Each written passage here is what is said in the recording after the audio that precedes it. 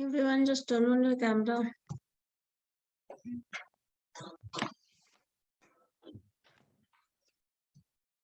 Good afternoon, ma'am. Good afternoon. Good afternoon, ma'am. Good afternoon, everyone. Just turn on your camera.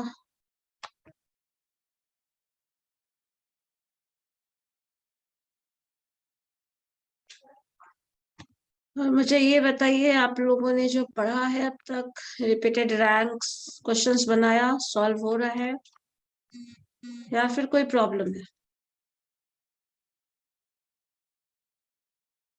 Ma'am deviation आ ही जाता है कुछ ना कुछ। क्या आता है बताओ? आंसर डिफरेंट आता है थोड़ा। यस मैम, डेविएशन थोड़ा थोड़ा आ ही जाता है। ठीक है, हो सकता है, कोई दिक्कत नहीं है। थोड़ा डेविएशन आ सकता है, ज्यादा डेविएशन नहीं आएगा, थोड़ा आएगा। बिकॉज कुछ इंफॉर्मेशन हम लोग लूज कर रहे होते हैं, तो थोड़ा डेविएशन आ सकता है। क्यों आता है ये हम बताएंगे, एक्सप्लेन करेंगे, डोंट वरी। ठीक है ना?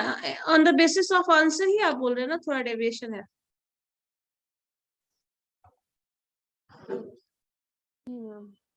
जो प्रॉब्लम्स का एग्जांपल्स कर रहे हो, हाँ ठीक है, वो थोड़ा आएगा, थोड़ा आ सकता है।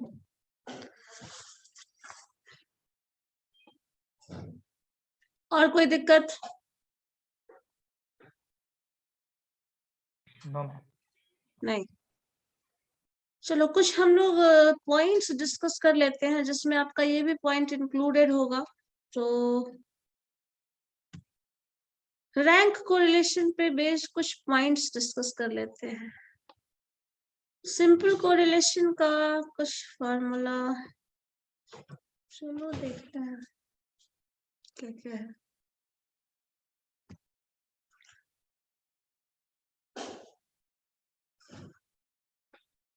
और किसी को कोई डाउट नहीं है ना? फिर बाद में बताना शुरू करेंगे, आगे बढ़ेंगे तो फिर क्वेश्चन पूछना मत शुरू कर देना। बता दो अगर किसी को कुछ भी पूछना है तो। कोरिलेशन से रिलेटेड, रैंक कोरिलेशन से रिलेटेड, रिपीटेड रैंक कोरिलेशन से रिलेटेड।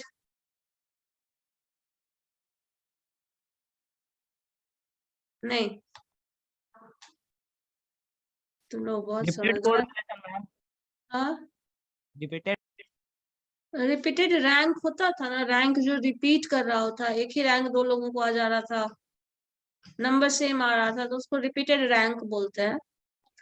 रिपीटेड रैंक बोल सकते हो या फिर टाइड रैंक बोल सकते हो। There is a tie between 2 और 3 कैंडिडेट्स, तो वहां टाइड रैंक भी बोला जाता है कभी कभी, कभी कभी रिपीटेड रैंक भी बोला जाता है। तो उसमें जो मॉडिफिकेशन होगा अकॉर्डिंगली वैल्यूज आएगा, थोड़ा सा डिफरेंस और डेविएशन आ सकता है। अगर डिफरेंस से बात कर रहे हो तो हम वहीं से शुरू करते हैं। देखो, उस कोरिलेशन में आंसर डिफरेंट आने का रीजन जो है वो बहुत बेसिक सा रीजन है।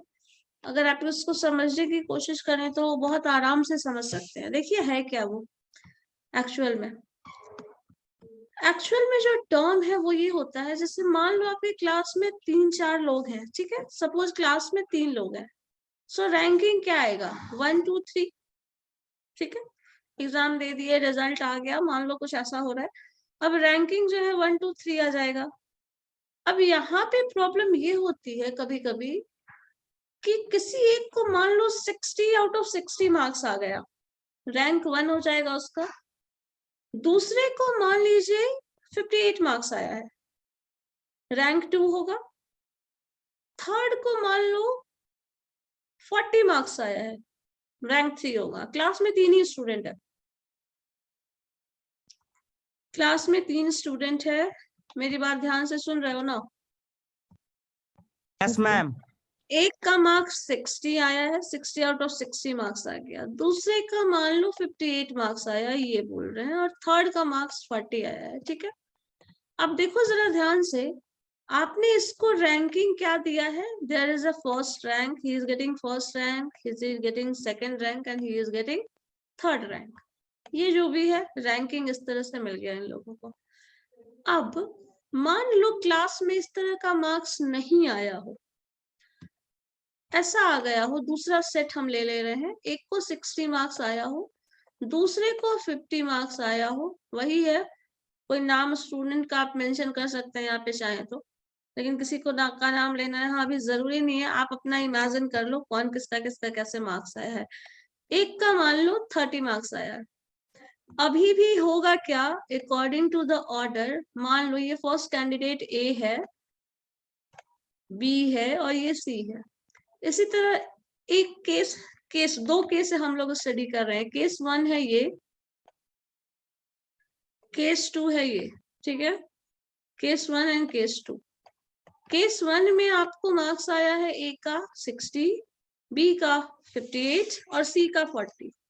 केस 2 में ए का मार्क्स आया है 60, बी का मार्क्स आया है 50 एंड सी का मार्क्स आया है 30। रैंकिंग इसमें भी इसको फर्स्ट रैंक मिला है, इसमें सेकंड रैंक मिला है, थर्ड रैंक मिला है। मतलब जो रैंक इस सेट में केस ए में मिला है ए को, वही रैंक यहाँ पे मिला है। जो केस बी में मिला है वही रैंक, बी का रैंक केस ए और बी में सेम आया है। केस सी में भी, सॉरी, केस ए और बी दोनों में सी का रैंक क्या आया है, सेम आया है। लेकिन यहाँ पे मार्क्स दिख रहा है, दोनों मार्क्स जो है वो डिफरेंट है। फर्स्ट रैंकर है उसका तो मार्क्स सेम आ रहा है, बट सेकेंड रैंक में जब मार्क्स का जो डिफरेंस है, there is a very small difference. क्या है, सिर्फ 2 नंबर के गैप से इसको फर्स्ट रैंक मिल गया, इसको सेकेंड रैंक मिल गया। यहाँ क्या हो रहा है, गैप ऑफ 10 है ना, 10 यस मैम। मार्क्स के गैप से इसको फर्स्ट रैंक और इसको सेकेंड रैंक मिल गया। कभी कभी ऐसा भी हो सकता है कि एक में 60 मार्क्स आया है, एक में 59 आया है, अब रैंक इसका 1 हो गया। केस 3 भी कंसिडर कर लो, यहाँ पे रैंक 1 मिल गया, दिस इज रैंक 2, और मान लो इसको 58 मार्क्स आया है, ही इज गेटिंग रैंक 3। तीनों ही केस में क्या हो रहा है, ए बी सी को सेम रैंक तो मिल रहा है, बट कुछ ऐसा है जो नोटिस करने वाली चीज है। बताओ मैम। क्या है वो, सबका नंबर अलग अलग। सबका मार्क्स अलग अलग है। मार्क्स का जो डिफरेंस है, जो गैप है between ranks, number of values जो है वो गैप जो है वो ज्यादा है। यहाँ पे आपको रैंक जो आ रहा है, यहाँ पे टफ कंपटीशन रहा होगा, बिकॉज एक को 60 मार्क्स मिला है, एक को 59 आया, एक को 58 आया है, ठीक है। तो यहाँ पे कंपटीशन थोड़ा टफ है, उसमें रैंकिंग 1 2 3 मिला है। यहाँ पे इससे थोड़ा टफ है, कहीं ना कहीं 1 और 2 में ज्यादा टफ कंपटीशन था, बट 2 और 3 में ज्यादा टफ कंपटीशन नहीं है। सिमिलरली इसमें सब में ही बहुत ज्यादा टफ कंपटीशन नहीं है, 1 2 में थोड़ा है, 2 और 3 में फिर से ज्यादा गैप है। तो ये जो गैप है, जब रैंक में आप कन्वर्ट कर देते हैं डेटा को, तो इस गैप को एक्चुअल में हम डील नहीं कर पाते, and because of that there is a loss of some information. So rank जब रिपीट हो रहा हो उस केस में, या फिर अगर रैंकिंग, आप रैंक को रिलेशन ही निकाल रहे हो, because of ranking there is a loss of some information, ठीक है, समझ रहे हो।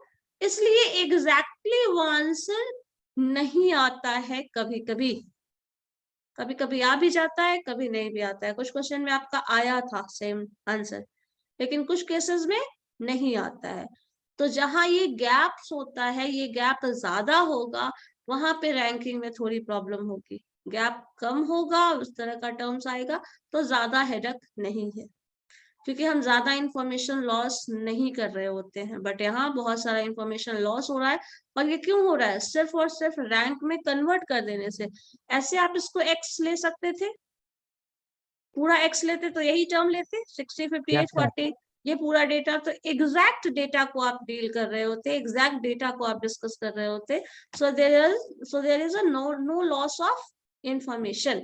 बट आप जब रैंकिंग में कन्वर्ट कर देते हैं, तो फर्स्ट रैंकर सेकंड रैंकर बहुत ज्यादा, मतलब आपको सपोज ऐसा देखो, मान लो कोई बोले आपको कि हम बहुत हाईएस्ट रैंक, सॉरी, हम फर्स्ट रैंक लाए हैं, कभी कोई बोलता है ऐसा, तो आप ये भी सोच सकते हैं, आप पूछ सकते हैं यहाँ पे कितने स्टूडेंट्स में उसका रैंक फर्स्ट रहा हो सकता है क्लास में एक ही सिंगल बच्चा हो, रैंक 1 आया, तो कौन सी बड़ी बात है, एक ही रैंक था, ऑप्शन ही क्या था, क्लास में 3 ही स्टूडेंट है तो सब टॉपर ही है, फर्स्ट सेकंड थर्ड रैंक लाएगा। किसी का 4th रैंक आएगा क्या? जिसका लोएस्ट रैंक आएगा उसका भी 3 रैंक आ जाएगा। क्लास में ma'am. एक ही स्टूडेंट है, वो खुद ही रैंक होल्डर है या नहीं? Yes, एक ही ma'am. स्टूडेंट है, अब रैंक होल्डर वो खुद ही होगा। तो यहाँ पे जब रैंकिंग का कॉन्सेप्ट आता है तो कुछ इंफॉर्मेशन है जो हम लॉस कर रहे होते हैं, लूज कर रहे होते हैं। बट कभी कभी ये अब ये भी आप सवाल कर सकते हो कि जब ऐसा होता है तो फिर हम रैंक कोरिलेशन इस्तेमाल ही क्यों करते हैं? तो यहाँ पे एक चीज है जो बहुत इंपॉर्टेंट है, जो आपको समझना चाहिए कि कभी कभी रैंकिंग करने के सिवा आपके पास ऑप्शन नहीं होता।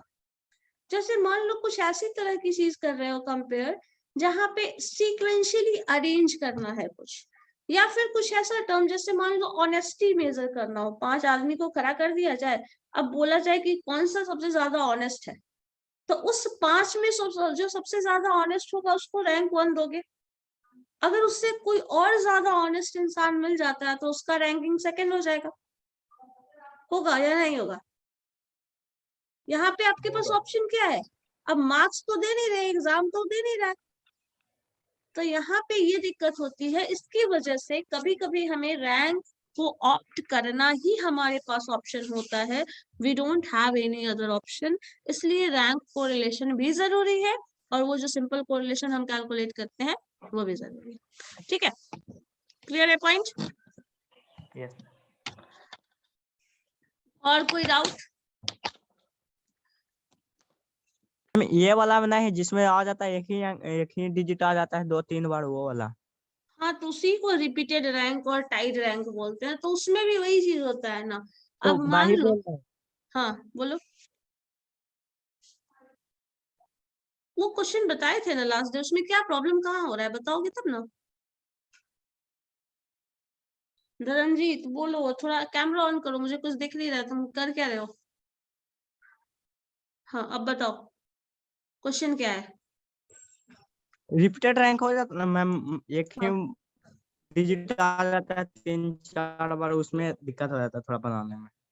बनाने में दिक्कत हो रहा है तो उसमें सिंपल एक कॉन्सेप्ट दिमाग को इंस्ट्रक्शन ये दो कि जो रैंक होना चाहिए पहले ऑर्डर कर दीजिए 1 2 3 4। जैसे रैंकिंग तुम देते हो 1 2 3 4, मान लो 10 लोग हैं तो सारे नंबर्स का तुम रैंकिंग कर लोगे जैसे करना चाहते हो। फर्स्ट रैंक आएगा, जिसका हाईएस्ट मार्क्स है उसको फर्स्ट रैंक दो, जिसका भी हाईएस्ट मार्क्स हो।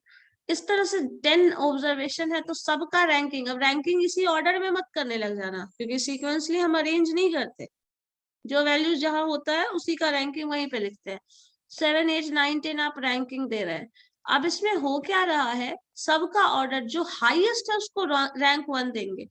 बाकी केस में जो रैंक रिपीट हो रहा होता है, मान लो 2 3 4 जो है रैंक वो रिपीट कर रहा है, जब 2 3 4 रैंक रिपीट कर रहा है, सपोज इसमें 29 मार्क्स हो, इसका भी 29 हो, इसका भी 29 हो, अब यहाँ पे रैंक क्या हो रहा है, तीनों इक्वल रैंक शेयर कर रहा है, लेकिन अकॉर्डिंग टू सिटिंग अरेंजमेंट इसको सेकंड प्लेस, इसको थर्ड प्लेस, इसको फोर्थ प्लेस मिल गया। तो अब आप क्या करोगे, इसके रैंक का जो सीक्वेंशली रैंक होगा उसको ऐड करोगे। 2 3 4 क्या हो जाएगा, 9/3 5 + 4 9 ÷ 3। ये नंबर जो होगा तो इसका सबका रैंक 3 हो जाएगा। मतलब हम क्या कर रहे हैं, इन तीनों को जो एक्चुअल रैंक मिलता उस रैंक का एवरेज ले रहे हैं, और वो एवरेज रैंक तीनों को इक्वली डिस्ट्रीब्यूट कर दे रहा है। ठीक है, सो अब 1 2 3 4 3 तक का रैंक, 4 तक का तो रैंक हो गया। आपने 4 रैंक दिया तो नेक्स्ट को 4 रैंक नहीं लिखेंगे, नेक्स्ट को 5th रैंक डालेंगे। ये ध्यान में रखना है बस कि एवरेज रैंक वहां पे शेयर होगा। ठीक है, एवरेज रैंक शेयर होगा, एवरेज, क्योंकि रैंक इक्वल है तो इंपॉर्टेंस इक्वल मिलना चाहिए। भले ही प्लेस आप अलग अलग दीजिएगा बैठने के लिए, सिटिंग अरेंजमेंट भी यहाँ ध्यान देना है। तो सिटिंग अरेंजमेंट में सेकंड रैंक मिला, सेकंड प्लेस जो भी क्योंकि वहां पे रैंक होल्डर में क्या होता है, इस तरह से रैंकिंग सबके लिए बैठने का एक फिक्स नंबर बैठा हुआ है। फर्स्ट स्टूडेंट यहाँ बैठेगा, सेकंड रैंकर यहाँ बैठेगा, थर्ड रैंकर यहाँ बैठेगा, फोर्थ रैंकर यहाँ बैठेगा, फिफ्थ रैंकर यहाँ बैठेगा। अभी हो गया क्या कि ये दोनों रैंक जो है ये सब मिलके एक ही रैंक ले आया, सेम मार्क्स ले आया। जब सेम मार्क्स ले आएगा तो इन तीनों को क्या मिलेगा, इक्वल इंपॉर्टेंस। अब यही चीज यहाँ पे हम 2 3 4 किए हैं, तो इसको थर्ड रैंक के हिसाब से इसको ऑर्डरिंग में हम 3 3 3 लिखेंगे, बट सिटिंग अरेंजमेंट के हिसाब से ये 4th प्लेस तक तो ऑक्यूपाई कर चुका। नेक्स्ट जो रैंक कर भले वो लाएगा कौन सा, ये सब 2 रैंक लाया है, ये सब 3rd रैंक लाएगा, लेकिन अरेंजमेंट के हिसाब से इसको पोजीशन बैठने के लिए कौन सा मिलेगा, 5th मिलेगा। ठीक है, ये चीज समझना है। तो सिटिंग अरेंजमेंट चीज यहाँ पे ध्यान रखना, रैंकिंग उसी के बेसिस पे, क्योंकि फिक्स नंबर है। और कुछ? No ma'am. चलो अब कुछ पॉइंट्स है जो हम डिस्कस कर लेते हैं। रैंक कोरिलेशन कोएफिशिएंट का कुछ इंपॉर्टेंट पॉइंट्स है।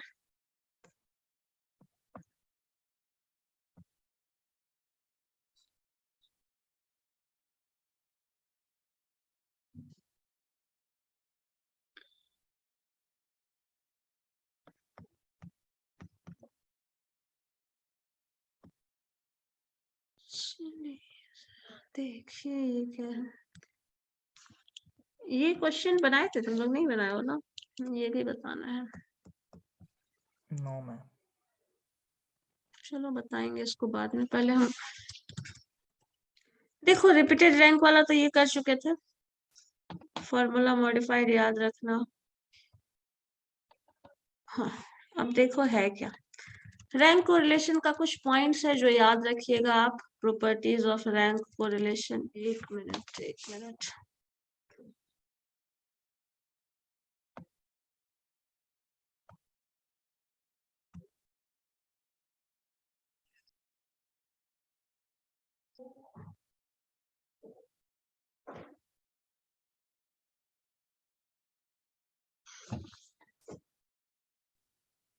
चलो देखो, marks on rank correlation coefficient. Rank correlation coefficient किसने दिया है? Spheres ma'am. स्पीयर्स मैन ने दिया है रैंक कोरिलेशन कोएफिशिएंट। इसका देखो फर्स्ट पॉइंट क्या है, sum of D. Sum of D क्या है, summation D is the sum of difference of rank. D क्या था, difference of rank. So sum of difference of rank जो होता है वो 0 आता है। थियोरेटिकली आप इसको लिख सकते हैं sum of rank, sum of difference of rank, this is also equal to sum of rank of x minus sum of rank of y, and that is equal to n into x bar minus y bar, and that is equal to 0. sum of deviation of rank जो भी होता है ये 0 होता है, sum of difference of rank ये 0 होता है। कभी कभी अगर ये 0 नहीं आता तो आप उसको कैलकुलेशन मिस्टेक होगा कुछ, या फिर कोई आपको मॉडिफिकेशन, आपने कुछ गड़बड़ किया है, कुछ तो प्रॉब्लम है, ये देखना पड़ेगा आपको। तो जिस तरह से हम लोगों को याद है, हम लोगों ने एक पॉइंट पढ़ा था, sum of deviation from mean is equal to 0, एक पॉइंट पढ़े थे ना। Yes, ma'am. So sum of deviation from mean जिस तरह से 0 होता है, और उसको कैलकुलेशन चेक करने के लिए हम लोग यूज करते थे, अगर वो 0 नहीं आ रहा है तो there is a mistake, calculation mistake. Ma'am हाँ बोलो। मैम स्क्रीन नहीं दिख रहा है, फिर से ज्वाइन हो क्या? आगे लोगों को विजिबल है स्क्रीन? Yes ma'am. मैम पता नहीं ठीक है, मैम, मैंने सर। ठीक है वो। चलो ये है आपका, पहले इसको कैलकुलेशन चेक करने के लिए इस्तेमाल किया जा सकता है। ठीक है, दूसरा पॉइंट ये बोल रहा है, और ये चीज आप पॉइंट करके याद करके रखना, क्योंकि ये उसी तरह है, सम ऑफ डेविएशन ऑफ, जैसे होता है sum of deviation is equal to 0, इस तरह से ये एक प्रॉपर्टी है और इम्पोर्टेंट प्रॉपर्टी है। इसी तरह से दूसरा पॉइंट है जो स्पीयरमैन रैंक कोरिलेशन कोएफिशिएंट है, this is nothing but the Pearson's correlation coefficient between the ranks। मैंने ये आपको डेफिनेशन में बताया था कि जो रैंक कोरिलेशन हम निकालते हैं उसमें क्या किया जाता है, जो ऑब्जर्वेशन XYZ होता है, XY जो भी है, उसमें क्या करना है, X और Y वैल्यूज आप निकाल रहे हैं उसको रैंक में कन्वर्ट करते हैं, और उस कन्वर्टेड रैंक को हम कोरिलेशन निकालते हैं। तो स्पीयरमैन कोरिलेशन कोएफिशिएंट कुछ और नहीं है, बस उसी इंफॉर्मेशन का, उसी डेटा का रैंक में कन्वर्जन और उस कन्वर्टेड फॉर्म का कोरिलेशन निकाला हुआ होता है। ठीक है, ये हम लोगों ने पढ़ा था, डेफिनेशन में ही पढ़ा था, और जो फॉर्मूला है वो भी लिखेंगे। अब देखो इसके बाद ये दोनों पॉइंट क्लियर है?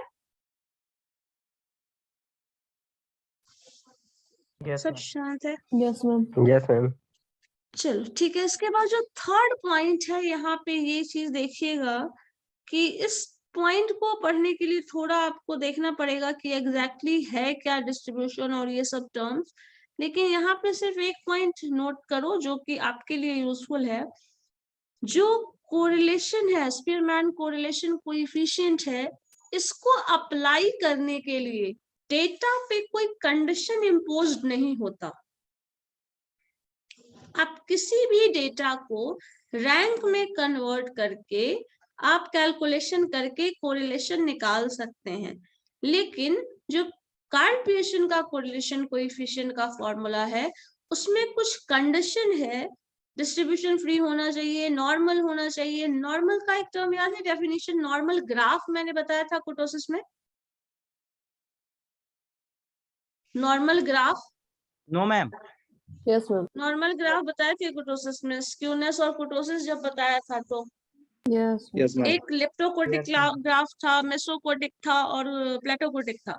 जिसमें जो मेसोकोटिक ग्राफ है that is normal. So data वहां पे नॉर्मल होना चाहिए। कुछ कंडीशंस होता है जो हम लोग बहुत ज्यादा डेप्थ में नहीं जाते, क्योंकि हमने अभी डिस्ट्रीब्यूशन नहीं पढ़ा है। डिस्ट्रीब्यूशन पढ़े ही नहीं है तो फिर उसका यूज नहीं करना। जो आपके सिलेबस में अभी इंक्लूडेड भी नहीं है, उसको आगे पढ़ने वाले हो, जब वो पढ़ोगे तो उसको ज्यादा वो समझ में आएगा। बस ये ध्यान रखो, अभी जब डिस्ट्रीब्यूशन टर्म इन्वॉल्व हो जाता है, डेटा में नॉर्मलिटी का कंडीशन है, कुछ है जो नॉर्मलिटी का कंडीशन है, अगर वो फॉलो होता है या फिर नहीं होता तो अकॉर्डिंगली हम लोग कोरिलेशन में मॉडिफिकेशन करते हैं, उस तरह से यूज करते हैं उसको। लेकिन रैंक कोरिलेशन अप्लाई करने के लिए ऐसा कुछ भी जरूरी नहीं है, कोई इंफॉर्मेशन नहीं चाहिए, बहुत कुछ ज्यादा कंडीशंस नहीं है डेटा पे।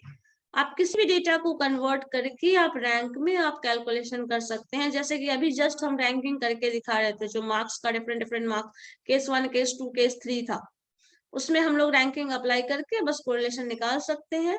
हो सकता है वो कोरिलेशन एग्जैक्टली वो ना आए जो पहले आता था, लेकिन कोरिलेशन निकाला जा सकता है। यहाँ पे एक और टर्म देखो, फोर्थ पॉइंट जो है, थर्ड पॉइंट यही है आपका, फोर्थ पॉइंट जो है वो देखो क्या है। Spearman formula is easy to calculate, ठीक है, easy to understand and apply, जो कि आपको दिखा भी होगा।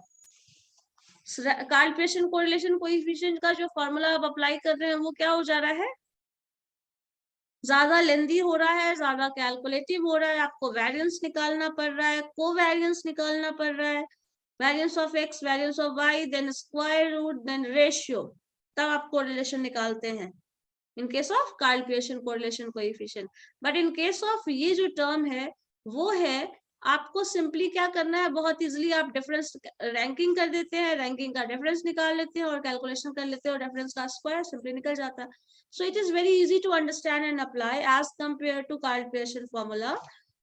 The value obtained by the two formula, जो टू फॉर्मूला हमने पढ़ा, एक स्पीयरमैन कोरिलेशन कोएफिशिएंट और एक पियर्सन कोरिलेशन कोएफिशिएंट, दोनों डिफरेंट है, फॉर्मूला दोनों का डिफरेंट है, बट ये जो वैल्यूज आता है वो कभी कभी डिफरेंट आता है। The difference arises due to the fact when the ranking is used instead of full set of observation, there is a loss of some information, ठीक है, there is a loss of some information, जो कि just अभी हम बताए, जब हम rank में कन्वर्ट कर देते हैं तो कुछ इंफॉर्मेशन जो है वो लूज कर देते हैं, क्योंकि फर्स्ट रैंक और सेकंड रैंकर में कितना गैप था, कितना डिफरेंस था, कितने मार्क्स उसको सेकंड रैंक मिल गया, ठीक है।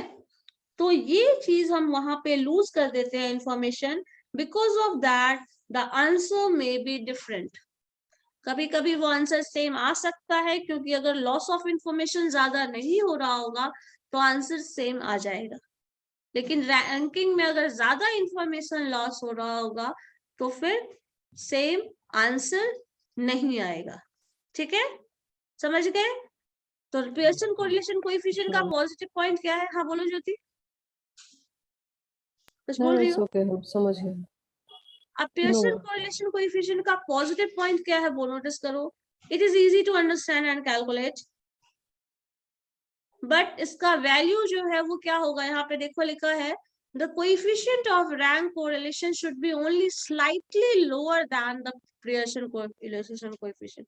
तो जो भी आप कोरिलेशन कोएफिशिएंट एक्चुअल में निकालते हैं उससे थोड़ा कम आएगा। थोड़ा कम क्यों आएगा? Because there is a loss of some information. जो सम इंफॉर्मेशन जो लॉस हो रहा है वो लॉस क्या हो रहा है? कोरिलेशन का कुछ एक्सटेंट लॉस हो रहा है। सो वो वैल्यू जब भी आएगा तो थोड़ा कम आएगा, ये चीज देख सकते हैं। अब आपका जो भी आंसर आया है, जो आंसर डिफरेंट डिफरेंट बोल रहे थे आप लोग, उसमें देख लो ये जब भी आप कोरिलेशन रैंक के थ्रू निकालोगे तो आंसर थोड़ा कम आता है। जो लास्ट क्वेश्चन में आया था, आई थिंक हम लोगों ने लास्ट क्लास में जो किया था 0.83 आ रहा था, उसके पहले कुछ और आ रहा था, है ना? 86 था तो 84 आ रहा था। पहले से 86 आ था तो बाद में 84 आ रहा था। ये वैल्यू हमेशा क्या हुआ? कम हो गया। कम होने का मतलब रिलेशन को कुछ कम एक्सटेंट तक डिफाइन कर रहा है, और कम होने का रीजन यही है because we are losing some of the information. ठीक है, क्लियर है ये point? Yes ma'am. Yes, ma'am. चलो इसके बाद नेक्स्ट देखो क्या है। नेक्स्ट 5th पॉइंट है a Spearman formula is the only formula to be used for finding correlation coefficient if we are dealing with qualitative characteristics which can't be measured quantitatively and can be arranged serially. It can also be, यहाँ पे एक चीज यहाँ पे notice ये करिए, कभी कभी होता क्या है आप अरेंजमेंट जो करते हैं नंबर ऑफ, रैंकिंग वर्ड कहाँ आता है? जब आप मैक्सिमम मिनिमम कुछ वैल्यूज से डिफाइन कर रहे हैं। 5 लोग खड़े हैं, जैसे अभी जस्ट हम एग्जांपल दे रहे थे, 5 पर्सन्स है और इसमें बोला जाए कि ऑनेस्टी के हिसाब से रैंकिंग करो, ब्यूटी के हिसाब से रैंकिंग करो, सिंगिंग कैपेसिटी किसको कितने अच्छे से गाना गाना आता है उसके हिसाब से रैंकिंग करो। सो अब यहाँ पे रैंकिंग करना ज्यादा अच्छा ऑप्शन हो जाता है कभी कभी, क्योंकि हमको सबका पता नहीं, अब सबका टेस्ट लेंगे, एग्जाम लेंगे, तो वो सब करना मुश्किल है। अब रैंकिंग में तुम अरेंज कर दो सीरियली, क्योंकि है क्या? क्वालिटेटिव कैरेक्टरिस्टिक, क्वालिटी को मेजर करता है। Honesty is a quality, intelligence के हिसाब से। तो अब इसके हिसाब से पूरा कैलकुलेशन करना, एवरेज करना, मार्क्स देना, सब उसका उतना करने से अच्छा क्या है? रैंकिंग के हिसाब से अरेंज कर दीजिए, है ना? सो ये ऑप्शन ज्यादा बेटर होता है when we are dealing with qualitative. Quantity के टर्म में रहेगा तो ये नहीं होगा, in terms of money, in terms of amount, in terms of numbers, expenditure, ये वो सब कुछ रहेगा, तो उस केस में क्या हो जाएगा? यहाँ पे नहीं किया जा सकता है रैंकिंग, या फिर उसको रैंकिंग में हम कन्वर्ट कर लेते हैं, बट इजी, सिर्फ अपने इजियर वे में उसको सॉल्व करने के लिए। बट क्वालिटेटिव कैरेक्टरिस्टिक में हमारे पास ऑप्शन ही नहीं है। हमारे पास ऑप्शन यही है कि आप उसको रैंक कर सकते हो, रैंकिंग दे दो। अब रैंक करने के हिसाब से क्या हो जाएगा? जिसका भी रैंकिंग होगा, रैंक हो चुका है, रैंक कोरिलेशन निकाल लो।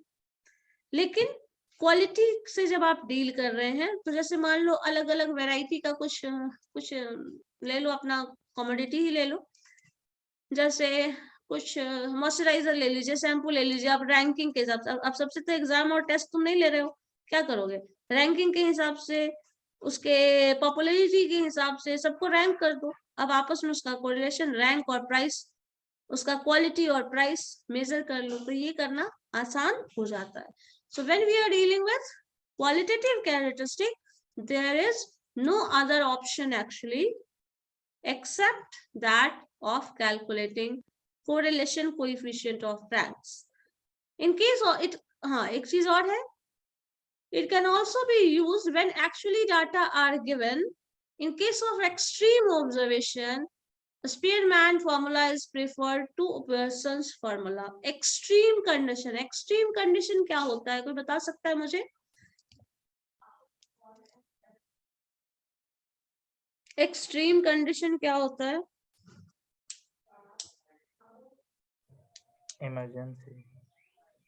इमरजेंसी और कुछ इन terms of data, in terms of data बहुत ज्यादा डेटा होता है। ओवरलोडेड।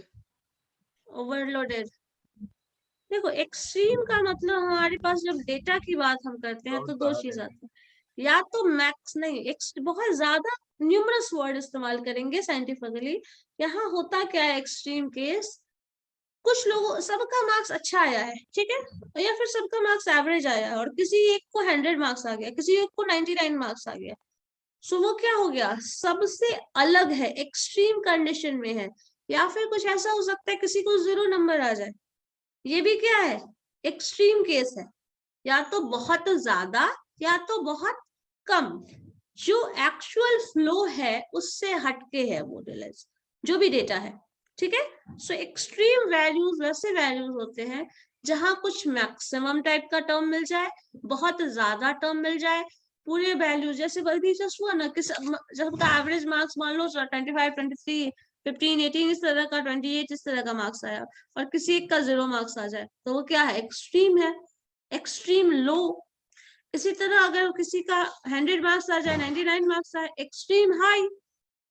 सो एक्सट्रीम कंडीशन जैसे ठंड वाला केस होता है, बहुत ज्यादा कम हो जाए टेम्परेचर, सो एक्सट्रीम कंडीशन होगा, बहुत हाई हो जाए वो भी एक्सट्रीम कंडीशन होगा।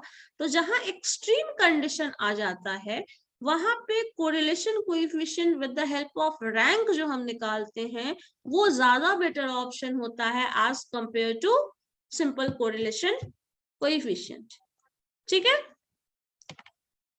सो यहाँ पे फिर से आप नोट कर सकते हैं स्पीयरमैन का यूज तब होता है जब हम क्वालिटेटिव कैरेक्टरिस्टिक को यूज करते हैं, और दूसरा एक्सट्रीम केस अगर मिल रहा है, हमें एक्सट्रीम ऑब्जर्वेशन मिल रहा है, then rank correlation is a better option, ठीक है।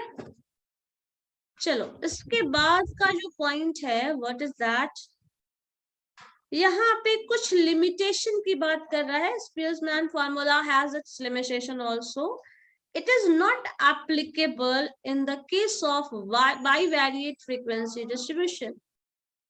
bivariate frequency distribution में अप्लाई नहीं होता है, bivariate ही होता है। खैर इसको अभी हम बता रहे हैं क्या है, बस लैंग्वेज पढ़ो। For n greater than 30 this formula should not be used unless the ranks are given। अब देखो यहाँ पे क्या है, जब लिमिटेशन हम लोगों को यही बोलते हैं जहां पे ये काम नहीं करता या फिर ये फेल हो जाता है, वही टर्म है, वो लिमिटेशन आ रहा है। यहाँ पे क्या बोला जा रहा है, रैंक कोरिलेशन का फॉर्मूला तब ज्यादा इफेक्टिव नहीं होता और वो यूज नहीं किया जा सकता है when sample size is greater than 30। 30 से ज्यादा अगर ऑब्जर्वेशन है, 30 से ज्यादा स्टूडेंट्स हैं, 30 से ज्यादा मार्क्स है, तो यहाँ पे होता है कि कैलकुलेशन इसका करना उतना इफेक्टिव नहीं होता है और नहीं किया जाता है जनरली। अगर रैंक का वैल्यू 30 से ज्यादा हो, क्योंकि रैंकिंग करने में ही बहुत ज्यादा टाइम लग जाएगा। मान लो 500 स्टूडेंट्स हैं, 500 का रैंकिंग करना शुरू करेंगे तो कितना टाइम लगेगा, बहुत ज्यादा टाइम लगेगा, क्योंकि इट विल टेक टाइम ना। आप अरेंज करेंगे उसको, सीक्वेंसली रखेंगे, फिर आप उसको ऑर्डरिंग में अरेंज करेंगे, फिर एक्स का डेटा वाई का डेटा अरेंज करेंगे, फिर बहुत ज्यादा टाइम लग जाएगा। सो बिकॉज ऑफ दैट हम लोग रैंकिंग बहुत ज्यादा न्यूमरस नंबर्स में अप्लाई नहीं करते। जब ये ज्यादा साइंटिफिक होता है, ज्यादा इफेक्टिव होता है, तब इसका result when n is less than equal to 30। N अगर 30 से ज्यादा हो जाता है, सैंपल साइज ज्यादा होता है, 30 से ज्यादा मतलब 30 से ज्यादा ऑब्जर्वेशन, तो हम इसको अप्लाई नहीं करते, ठीक है। ये इतना सारा पॉइंट्स आपका है, ये 6 पॉइंट्स है जो याद रख सकते हैं रैंक कोरिलेशन के साथ साथ। ये कब यूजफुल होता है, कब नहीं होता है, क्या इसका पॉजिटिव पॉइंट है, क्या इसका नेगेटिव पॉइंट है, सारे के सारे रिमार्क्स एक जगह नोट करके रख सकते हो, ठीक है। आप चाहो तो इसमें इंक्लूड ये भी कर सकते हैं रैंक का जो लिमिट होता है। अगर आपको लिखना हो तो आप यहाँ पे रैंक का लिमिट भी डाल सकते हैं। रैंक का जो रेंज होता है, the range of rank is -1 to 1, ये भी डाल सकते हैं। रैंक का फॉर्मूला अगर आपको पॉइंट्स इसमें और इंक्लूड करना है तो आप इसमें रैंक का फॉर्मूला डाल सकते हो। तो रैंक का फॉर्मूला, रैंक का रेंज इसमें शुरुआत में ही डाल देना, बाद में मत इंक्लूड करना। फर्स्ट पॉइंट आप रैंक का फॉर्मूला डाल दो, सेकंड पॉइंट रैंक का रेंज डाल दो, थर्ड पॉइंट ये डाल देना, फोर्थ पॉइंट इस तरह से लिखना है, इस तरह से लिखोगे ठीक है, क्योंकि फॉर्मूला, रेंज, ये सब जो हुआ वो बेसिक फंडामेंटल नेचर का प्रॉपर्टी हुआ। सो फंडामेंटल नेचर की प्रॉपर्टी वाले सारे टर्म्स को आप ऊपर लिखेंगे। ठीक है, क्लियर है? Yes ma'am. Yes ma'am. कोई डाउट भी है किसी पॉइंट पे तो बताओ। रैंकिंग कब इस्तेमाल करेंगे, नहीं करेंगे, कोई प्रॉब्लम क्या होता है रैंक में, कब यूज करेंगे, कब नहीं कर सकते, ये भी ध्यान रखना है। वैल्यूज डिफरेंट आ रहा है आंसर में, तो क्यों डिफरेंट आ रहा है? Because of the fourth point, because we are, हाँ, because of loss of some information. ठीक है, बट ऐसा नहीं है कि वो इंफॉर्मेशन, अब यहाँ पे आपको दो इंपॉर्टेंट पॉइंट है जिसपे आप सोच सकते हैं। जैसे सिंपल कोरिलेशन तुम निकालते हो तो it will take time, calculation करने में थोड़ा ज्यादा टाइम लगता है, और रैंकिंग में कैलकुलेशन करने में थोड़ा कम टाइम लगता है, लेकिन थोड़ा सा इंफॉर्मेशन लूज हो जाता है। उस केस में क्या होता है कि इंफॉर्मेशन तो पूरा मिल जाता है but it will take time. सो अब आपको देखना पड़ेगा आपके लिए इंफॉर्मेशन ज्यादा इंपॉर्टेंट है या फिर टाइम ज्यादा इंपॉर्टेंट है। अगर टाइम ज्यादा इंपॉर्टेंट है तो रैंक कोरिलेशन ले लो, इंफॉर्मेशन ज्यादा इंपॉर्टेंट है तो सिंपल कोरिलेशन ले लो, है ना? क्योंकि कभी कभी होता है कि इंफॉर्मेशन इंपॉर्टेंट तो है बट यस मैम। टाइम ही नहीं है, तो उतना टाइम हम नहीं दे सकते। बस इतना जानते हैं कि इसमें कुछ इन्फॉर्मेशन लॉस हुआ होगा, तो अकॉर्डिंगली उस चीज को ध्यान में रखते हुए हम बाकी का फर्दर जो भी प्लानिंग होगा वो करेंगे। अब बताओ, तुम लोगों का सवाल बताओ, है कुछ? नहीं, चलो बहुत अच्छी बात, होना भी नहीं चाहिए। समझ में आ गया तो अच्छी बात है, नहीं आया तो वो भी ठीक, क्या कर सकते हैं। चलो देखते हैं, इसके पहले एक और टर्म हम बता देते हैं आपको। ये क्वेश्चन का देखना एक फॉर्म है, कॉपी पेन निकालो जरा, इसको एक तरीके से सॉल्व करने का हम कोशिश कर रहे हैं। रैंक कोरिलेशन का ही क्वेश्चन है।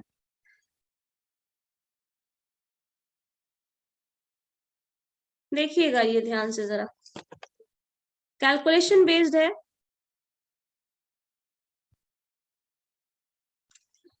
देखो, एक कंप्यूटर है जो अपना कैलकुलेशन कोरिलेशन का ही कर रहा है। तो कोरिलेशन के कैलकुलेशन में यहाँ लिखा है, a computer while calculating correlation coefficient between x and y from 25 pairs, 25 pair means n का वैल्यू 25 हो गया, obtain from the result, अब इसको मिला है जो result, sum of observe, n का वैल्यू 25 है, सम ऑफ x का टोटल 125 है, x स्क्वायर का टोटल है वो 650 है, sum of y is equal to 100, sum of y square is equal to 460, summation of x y is equal to 508, ये इतना दिया हुआ है। अब बाद में पता चलता है जब कैलकुलेशन चेक करने का टाइम आता है तो it was however later discovered at the time of checking, उसने कॉपी जो किया था एक्स वाई के ये वैल्यू, आपने लिखा था क्या एक्स वाई का ये वैल्यू, वो लिख दिया था, बट एक्चुअल वैल्यू जो है एक्स वाई का है वो ये है। ठीक है, मतलब मिस प्रिंट हो गया, मतलब गलती से लिखा गया। कभी कभी होता है ना, 6 को 8 लिख देते हैं आप, ऐसा लगता है कि गलत हो, मतलब 6 है दिखता है 6 है 8, उसी तरह से कुछ हो गया। x को उसने 6 और 8 लिख दिया जो कि 8 और 6 था एक्चुअल में, y को 14 और 6 उसने लिखा जबकि वो था क्या 12 और 8। तो कोरिलेशन कोएफिशिएंट के आंसर में क्या चेंज आएगा ये पूछा जा रहा है। कोरिलेशन कोएफिशिएंट के आंसर में क्या चेंज आएगा? तो यहाँ पे एक चीज ध्यान देना होगा तुम लोगों को, यहाँ पे कोरिलेशन का वो फॉर्मूला अप्लाई नहीं होता है जो हम लोगों ने पहले किया था। थोड़ा सा याद है, हम लोगों ने एक वेरिएंस में फॉर्मूला चेंज बताया था, अनदर फॉर्मूला फॉर वेरिएंस है, जरा देखो तो, ऑफलाइन क्लास में मैंने बताया था अनदर फॉर्मूला फॉर वेरिएंस, वो फॉर्मूला यहाँ पे वेरिएंस, xi का स्क्वायर बाय n, हाँ, summation x i f i x i square minus x bar का स्क्वायर, मीन है ना? का स्क्वायर। उसी तरह अगर y है तो समेशन एफ वाई का स्क्वायर हो जाएगा माइनस एक्स बार वाई बार का स्क्वायर। वो फॉर्मूला ऑफ वेरिएंस का यहाँ पे अप्लाई करना पड़ेगा, और कोवेरिएंस का फॉर्मूला जो है वो ये हो जाएगा 1/n summation x y minus x bar y bar, ये वाला फॉर्म, ठीक है। लेकिन इस मिसप्रिंट को इस तरह से करेक्ट किया गया है, इस करेक्टेड वैल्यू को यूज करके कोरिलेशन निकाला गया है, जो कि एक्चुअल कोरिलेशन निकलेगा। पहले भी उसने कैलकुलेशन कर लिया था, कोरिलेशन निकाल दिया था, बट यहाँ पे पता चला कि ये दो वैल्यू जो है वो मिसप्रिंट हो गया। 2xy का गलत वैल्यू लिख दिया उसने, 2x का वैल्यू गलत लिखा और 2y का वैल्यू गलत लिखा, जो कि एग्जैक्टली ये है। इस चेंज के बाद कोरिलेशन क्या आता है ये आपको कैलकुलेट करना है, ठीक है। समझ गए ना क्वेश्चन? जिसका कुछ पोर्शन तो आपको दिख ही रहा होगा, कैलकुलेशन है किया हुआ। मैम कुछ नहीं समझ में आया। कुछ नहीं समझ में आया? हमको लग रहा था कि कुछ भी नहीं समझ में आएगा। क्या समझ में नहीं आया ये बोलो। फॉर्मूला, अनदर फॉर्मूला याद है? ये वाला क्वेश्चन, ये वाला चलो ठीक है, एक काम और करते हैं, कोशिश करिए, देखिए समझने का क्या है। एक बात बताओ, हमारे पास एक्स का डेटा इस तरह का होता है, कुछ नहीं समझ में आ रहा है तो यहाँ से देखो, एक्स का डेटा इस तरह से कुछ लिखा होता है, 2 4 8 लाइक कुछ भी लिखा हुआ है। Yes. अब तुम कैलकुलेशन जब भी करते हो तो क्या होता है, इस टोटल एक्स को निकालते हो। गगनजीत जरा जल्दी बताना, मुझे लेट हो रहा है। Yes ma'am, yes ma'am. ये टोटल एक्स निकालते हो, ये टोटल एक्स क्यों निकालते हो? एक्स बार निकालना है तुमको, इसलिए समेशन एक्स आई निकालोगे, summation x i divided by n करोगे तो एक्स बार मिल जाएगा। अब इस क्वेश्चन में वापस से जाके देखो क्या दिया हुआ है, एक मिनट ध्यान से। एक्स बार समेशन एक्स दिया हुआ है, समेशन एक्स मीन्स एक्स का पूरा टोटल कॉलम को जोड़ोगे तो जो आएगा वो दिया हुआ है, समझ गए? Yes ma'am. Yes, ma'am. Total n दिया हुआ है तो एक्स बार Ma'am, तुम same डायरेक्टली निकाल सकते हो ना। तो हो जाएगा। एक्स बार डायरेक्टली हाँ। निकाल सकते हो। इसी तरह टोटल ऑफ वाई दिया हुआ है, टोटल एन पता है तो वाई बार निकाल सकते हो। Yes, ma'am. अब Same ही एक्स ना हो बार, जाएगा मैम। हाँ ऐसे, 20 से हाँ 20 से डिवाइड करेंगे, लेकिन यहाँ पे ये मॉडिफिकेशन एक बार देखना पड़ेगा कि जो गलती से लिख दिए थे टोटल 125 है, इसमें से ये गलत लिख दिए थे तो आप माइनस से कर दीजिए, -6 -8 +6 +8 अल्टीमेटली 125 ही होगा, क्योंकि दोनों वैल्यू तो Yes, सेम ma'am. ही है, 8668। और इसका भी सम इसी सेम ही तरह है, वाई 20। वाई और टोटल सम करोगे तो ये 20 ही आ जाता है, इसमें भी 20 आता है, इसलिए सेम होगा। स्क्वायर वाले में थोड़ा डिफरेंट होगा, एक्स का स्क्वायर और 6 का स्क्वायर करेंगे तो आपका 6 का स्क्वायर 8 का स्क्वायर दोनों सेम हो जाता है, लेकिन यहाँ 12 का स्क्वायर और 8 का स्क्वायर है तो ये दोनों डिफरेंट होगा। सो अल्टीमेटली 436 आता है, पहले 460 था लेकिन 14 square -6 square +12 square +8 square ultimately 436 आता है। 436। अब इन सारे करेक्टेड वैल्यूज को आपको यूज करना है एक्स बार निकालने के लिए, तो एक्स बार तो 125 ही है तो 125 25 5 आ गया, वाई बार 100 ही है तो आपका 4 आ गया, एक्स बार वाई बार का आंसर 4 है। नेक्स्ट कोवेरियंस निकालना है तो कोवेरियंस का ये फॉर्मूला होगा यहाँ पे, जो उसी को चेंज करके आया है, 1/n समेशन एक्स वाई। तो समेशन एक्स वाई तुम्हारा यहाँ पे देखो, इसमें भी कैलकुलेशन कर दिया गया है, x इंटू वाई 6 इंटू 14, यहाँ पे लिखा है 8 into 6 minus sign plus 8 into 12 plus 6 into 8 तो 520। ये सारे करेक्टेड वैल्यूज के हेल्प से फॉर्मूला लिख के कैलकुलेशन खुद करके देखो तुम लोग, तब समझ आएगा।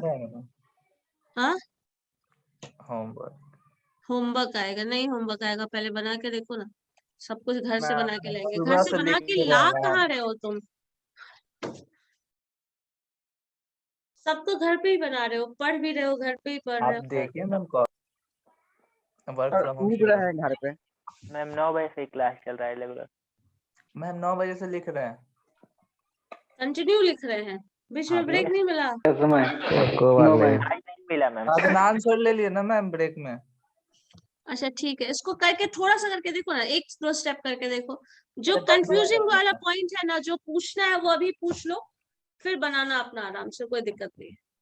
ठीक है, सिर्फ कल कंफ्यूजिंग तो पॉइंट बिल्कुल क्या है होगा। वो करके एक बार चेक करके देख लो। मैम खाने का तो मिलेगा? क्या मिलेगा?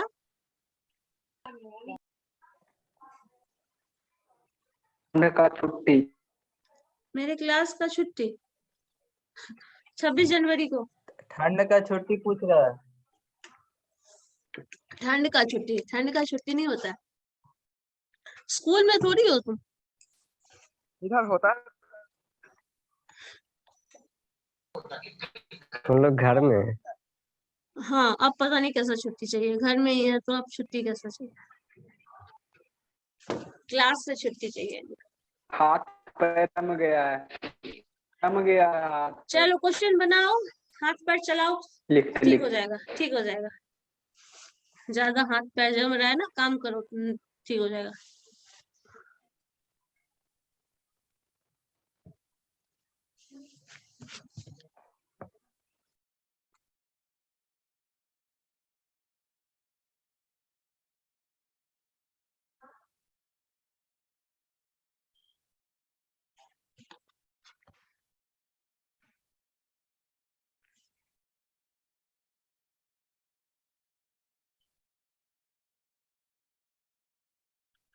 तुम लोगों का कैमरा क्यों बंद रहता है? एक बार बोलो ऑन होता है, फिर से डाटा बंद हो बचाने जाता है। के लिए। मैम किसी का अटेंडेंस कौन बनाएगा? हम लोग का नेट उड़ता है। ऐसे कैसे?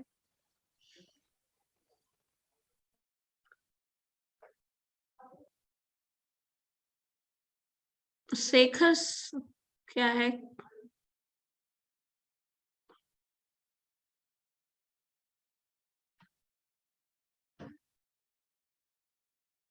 सचिन, सुमन प्रकाश, मोहित सिंह,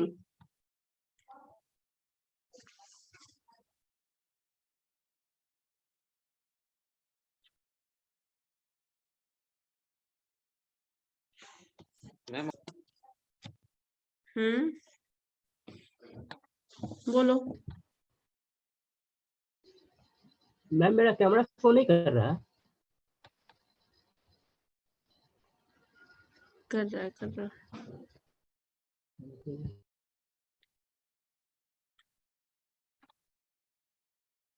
सुमन प्रकाश, अंकित कुमार, ऋतिक राज, तौफिक अहमद। तुम्हारा तो कैमरा ऑन होता ही नहीं है कभी।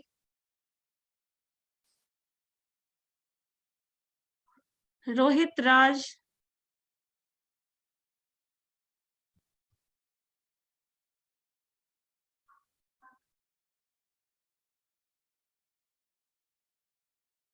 देखो कोई चेंजेस जो आ रहा है वो चीज करके देखिए।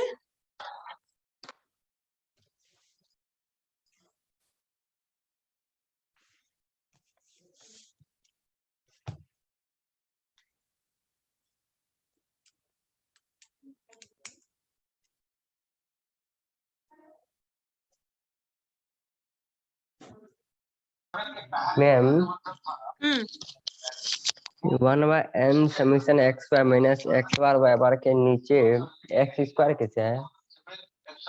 कहाँ पे ये हाँ हाँ हाँ -x², ये कैसे आया?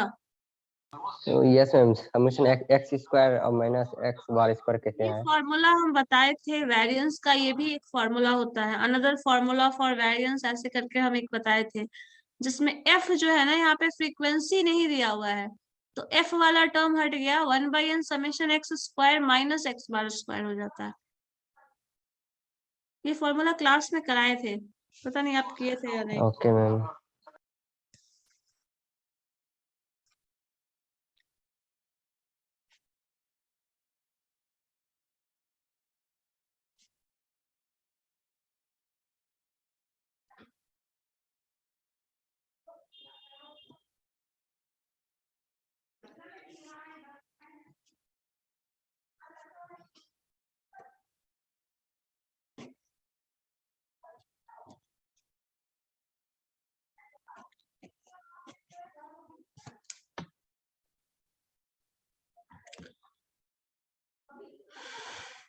क्या हुआ?